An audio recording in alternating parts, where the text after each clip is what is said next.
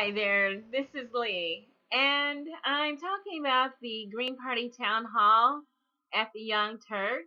It took place earlier this afternoon, which is Friday the 21st, and it was moderated by Jake Uger, and it was on the Young Turks channel via live stream on YouTube, and it was filmed in Los Angeles.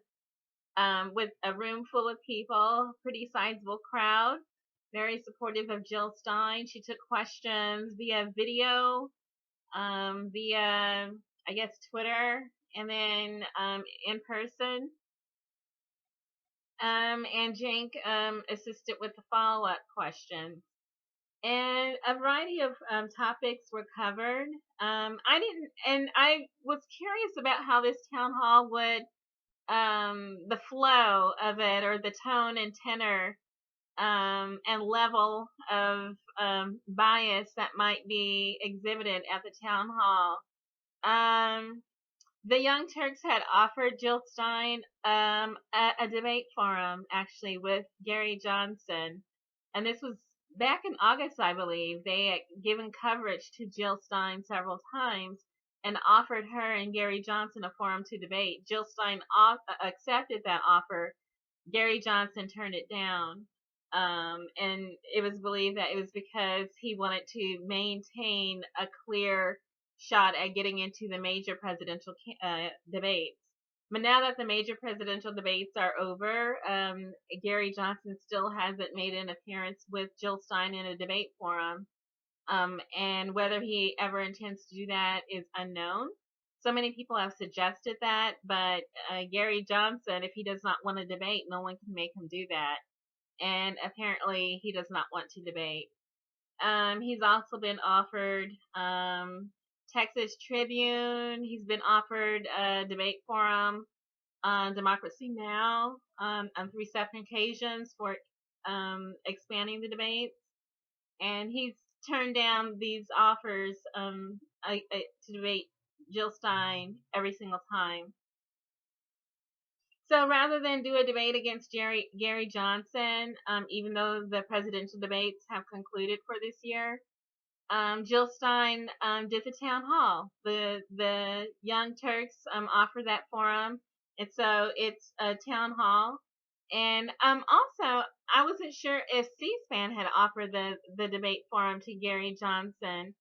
There was kind of a question about that when Jill Stein made her appearance on C-SPAN.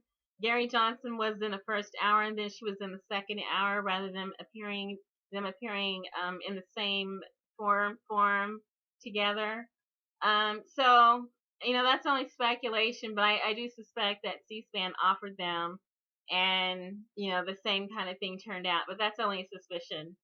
But I do think that C-SPAN town hall is heads above the very best media showing for Jill Stein due to the excellence of C-SPAN at public affairs, the moderation, the type of questioning, and the lack of noise and frivolousness. It was just policy, policy, policy. So C-SPAN is a great forum. The Young Turks was also a good forum, although I was kind of not sure what that situation would be. The previous few days, Jill Stein had been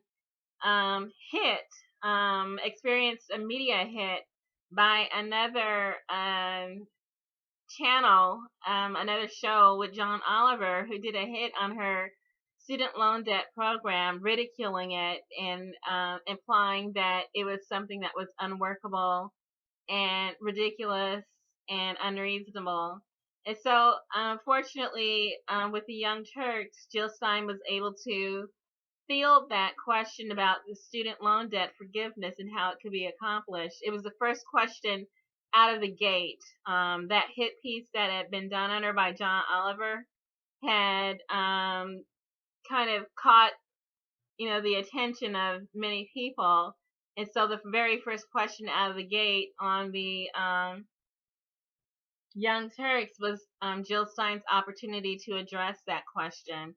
because I do think that, all things being fair, it would have been much more appropriate for John Oliver to provide a forum for Jill Stein to actually answer that question and clarify, rather than, being shut out and silenced. I mean, it was a very bad reflection, I think, on that. It is a comedy show, but there was just something really off about that whole thing. That this week, last night, tonight, the way that that was conducted was kind of just off. But with the Young Turks, the very first question out of the gate was college student loan debt, and several minutes, and several follow up questions resulted from that. Jank had preoccupied himself with that when Jill Stein made an appearance on his show earlier this summer. And so he asked a few more follow up questions. Jill Stein did address the quantitative easing option via the Federal Reserve, but she also said that there are other ways to accomplish this, also via Congress, to convince Congress to assist her with buying back that student debt, and that these things could be done.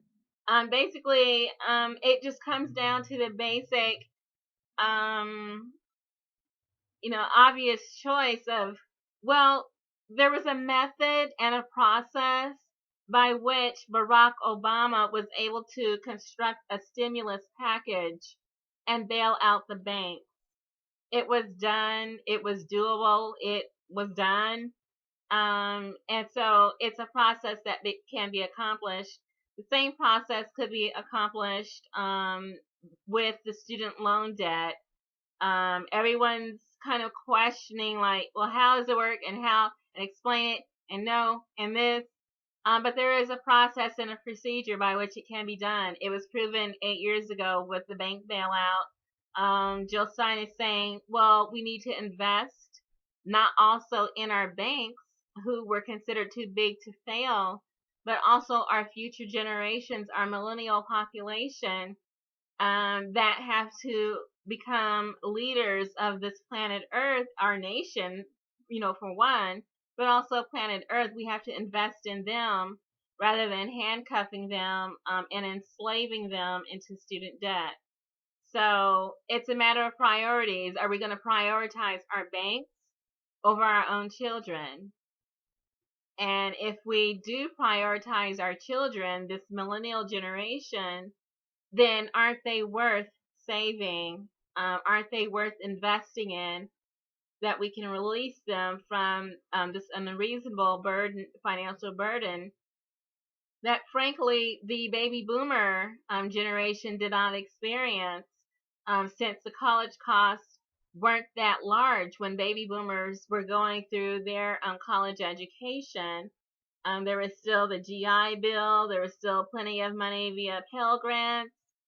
There was wealth that had been accumulated from the greatest generation that had been passed down through investments in the schools, and accumulation of funds and financial wherewithal in order to send the baby boomers into school. Even our military budget wasn't as sizable as it is today, while people of Hillary Clinton's generation, Donald Trump's generation, Bernie Sanders' generation, Jill Stein's generation, they did not have the high cost of education that we do now. They didn't have the recession that we do now.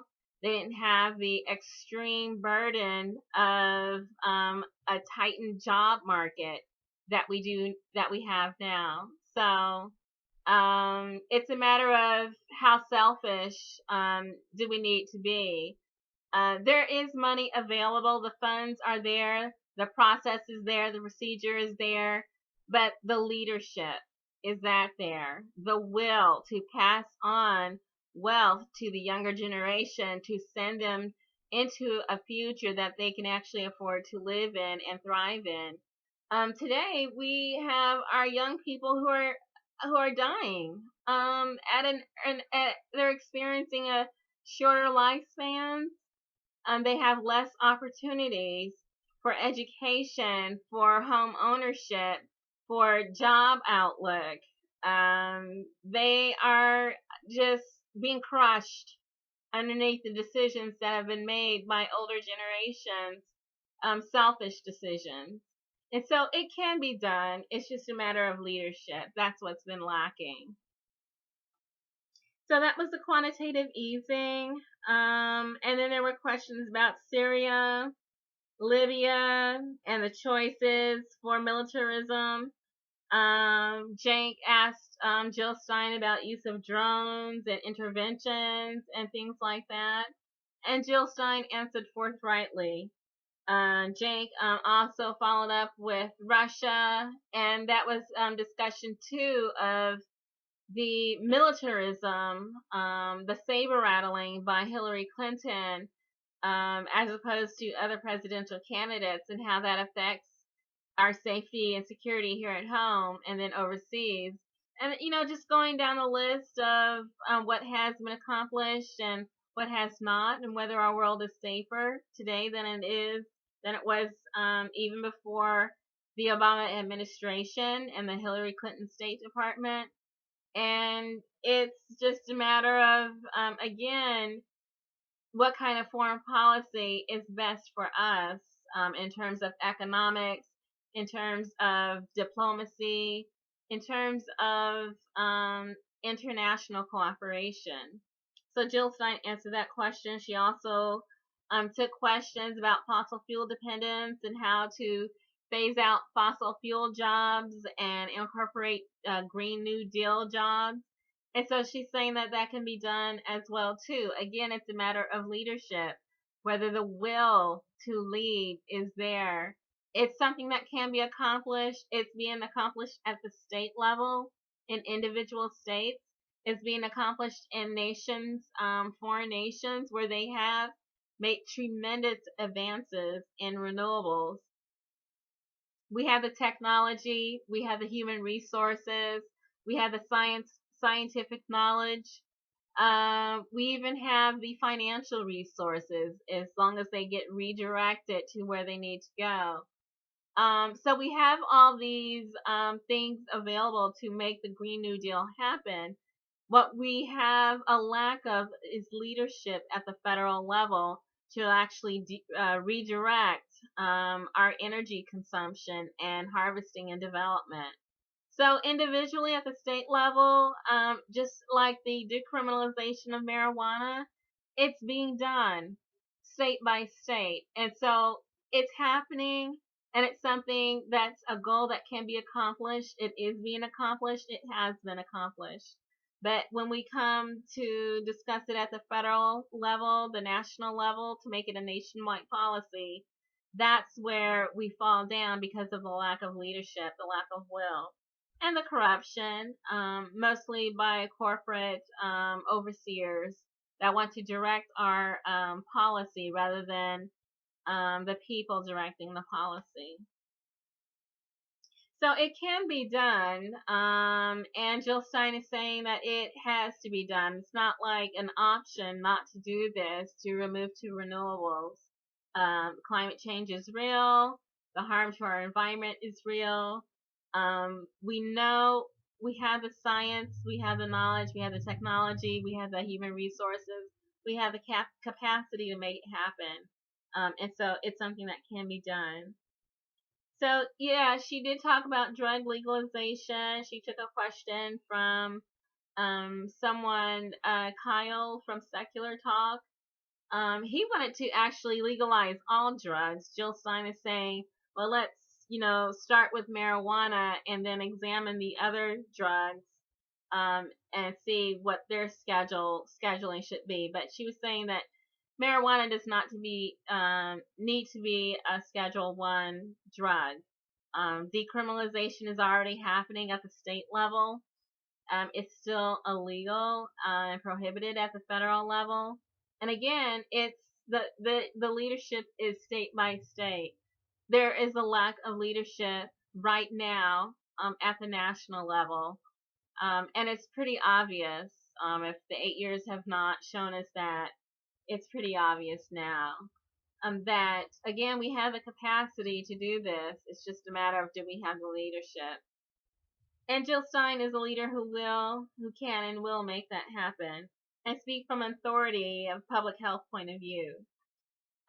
She also took questions about vaccinations. And so she said, overall, it's not just vaccinations, it's the FDA itself that needs to be examined.